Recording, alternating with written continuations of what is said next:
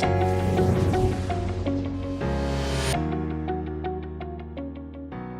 we're going to be learning how to graph logarithmic functions and also the product law, quotient law, power law, ChamberBased Formula, and additional tips and tricks on how to solve and simplify logarithmic functions. So let's get into it.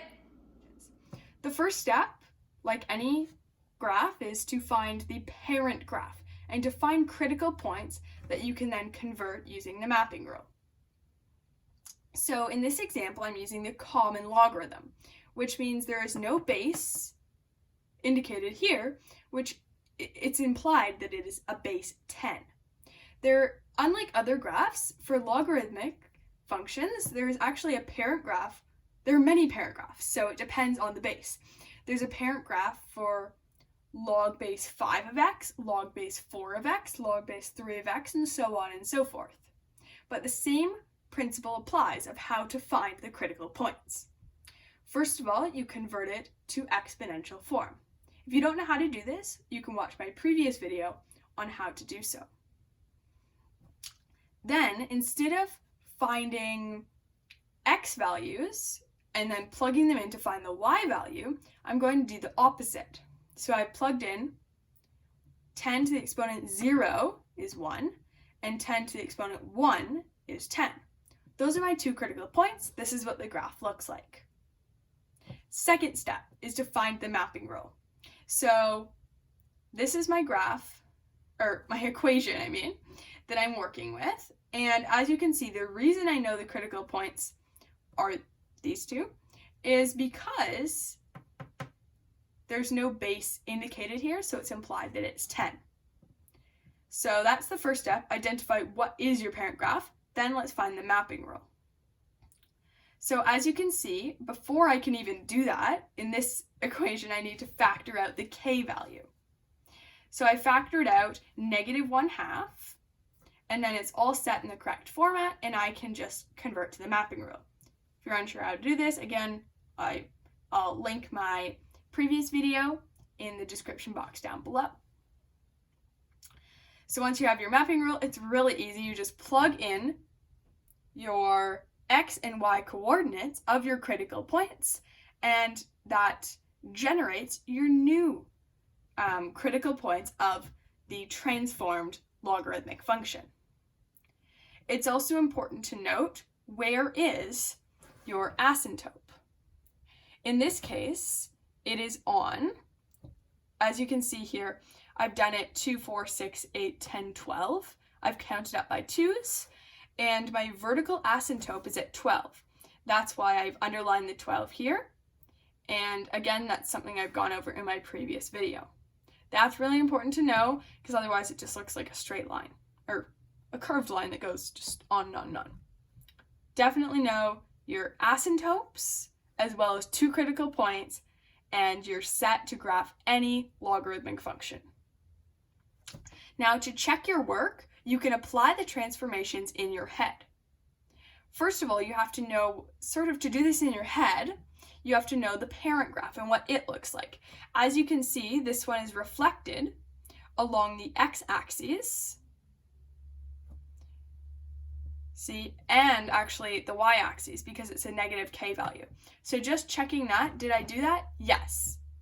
So you can sort of apply them in your head to make sure your answer makes sense before you move on to the next question. Next, I'm going to be explaining basic logarithmic laws. This is where the actual functionality of the logarithmic function comes into play. And of course, I'm going to include basic examples to enhance your understanding. So the first law is the product law. The product and quotient law, obviously multiplication and division, go sort of hand in hand. They're very similar, so I'll start with this one. So as you can see here, I have x times y is the argument. Now when it's multiplication, notice product and then x times y, then what you do is multiplication turns into addition, and you can break it up into two separate components. So then I would have log base c at x plus log base c at y. That's just a law, and you just have to memorize it. And let's just make sure this actually works. So here I have log 10 times 100. And when I break it up into the components, log 1,000 is 3, log 10 is 1, and then if you do log 100 is 2, so 1 plus 2 is also 3. So therefore, this law is true, and it works in every single case. And as you can see, the restrictions are just here so that, well, x and y aren't equal to 0 because otherwise the argument would be 0, and that's not allowed. And c doesn't equal 1, and it's greater than 0. That's a standard rule for all logs. So here we have the quotient law, which is very similar. Quotient, you can sort of remember it because a division sign, this is our division sign here, looks very similar to a subtraction sign. So the division is converted to subtraction. And then x looks similar to plus as well. So that's an easy way to remember it. Again, the restrictions are the same, so that's really easy to remember. So this is the rule. As you can see, it can be broken up into separate components, this equation.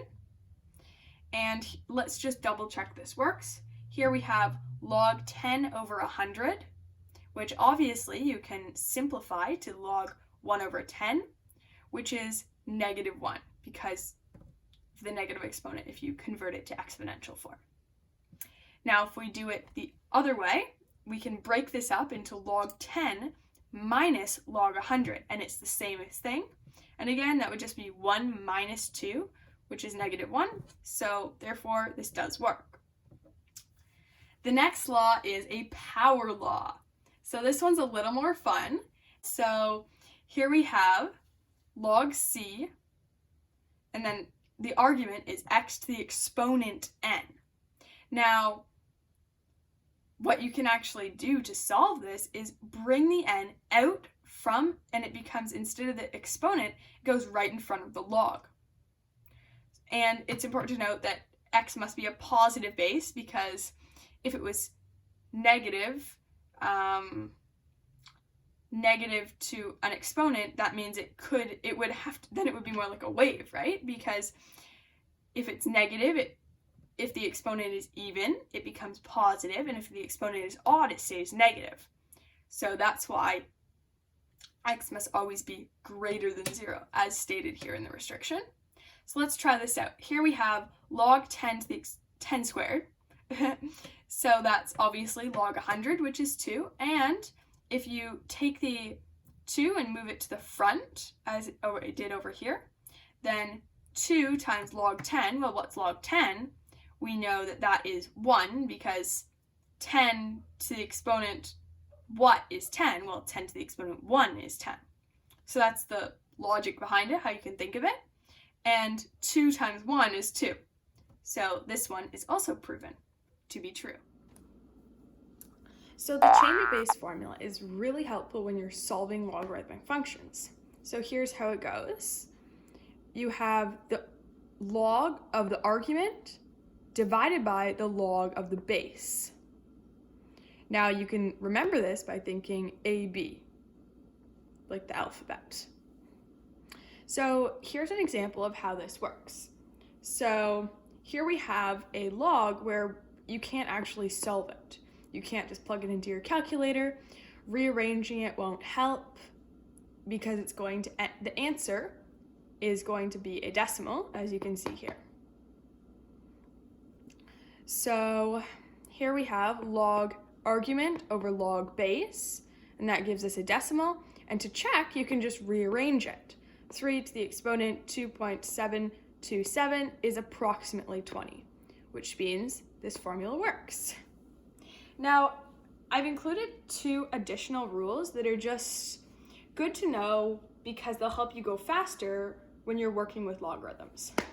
So here we have the base of the exponent, the base of the power, and the base of the logarithm are the same. So as you can see here, we have what you would normally have to do is just solve the exponent part and then find a numerical value for that, and then you can just plug 4 to the exponent, whatever that was. But if you notice that the two bases are the same, then the answer is the argument. And you can see the proof right there that it does work. Down here we have a similar rule that's just for going fast. So here we have, this is an example here. So log base 5, and then the argument is 5 squared. So that can be rearranged as 5 to the exponent n equals 5 squared equals the argument, and then that just means that the two exponents are equal. So that's another trick to figure that out a little faster.